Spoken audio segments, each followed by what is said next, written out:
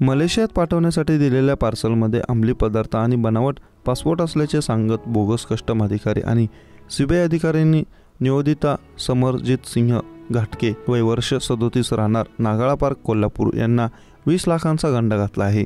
हा प्रकार 2 ते 5 जून दरम्यान घडला। घाटगे यांना दिलेल्या फिर्यादीनुसार शहापुरी पोलिसांनी 3 संशयितांवर गुन्हा दाखल केला।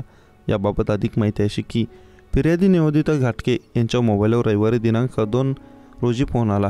कस्टम अधिकारी असल्याचे सांगत तुम्ही मलेशियात पाठवण्यासाठी दिलेल्या पार्सलमध्ये अंमली पदार्थ तसंच तुमच्या नावाचे बनावट पासपोर्ट आणि ATM कार्ड आहे। हा गंभीर गुन्हा असून तुमच्या विरोधात कायदेशीर कारवाई केली जाईल अशी भीती घातली।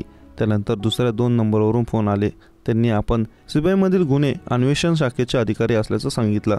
तुम्ही केलेला गंभीर गुन्हा असून तो दाखल करायचा नसेल तर पैसे द्यावे लागतील असे त्यांनी सांगितले। त्यानंतर जबरदस्तीने 20 लाख रुपये ऑनलाईन वर्ग करण्यास भाग पाडले।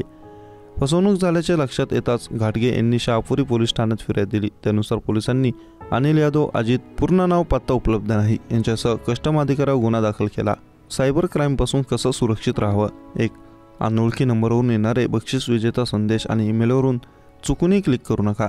सोशल मीडियावर अनोळखी लोकांच्या फ्रेंड रिक्वेस्ट स्वीकारणं टाळा। बँक तपशील आणि OTP सारखं माहिती कोणाशी शेअर करू नका।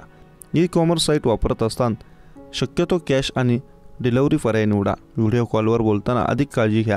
तुमचे बँक फसवणूक झाली आहे असे तुम्हाला वाटत असेल तर ताबडतोब बँकेच्या स्थानिक शाखेशी किंवा संबंध व्यक्तीशी संपर्क साधा। ATM card, credit card block करा। नॅशनल सायबर क्राईम रिपोर्टिंग पोर्टलवर तक्रार दाखल करा। फसवणुकीबद्दल कुटुंब आणि मित्रांना सांगण्यास अजिबात संकोच करू नका। जर हा मुद्दा महिलांशी संबंधित असेल तर तुम्ही राष्ट्रीय महिला आयोगाकडेही तक्रार करू शकता।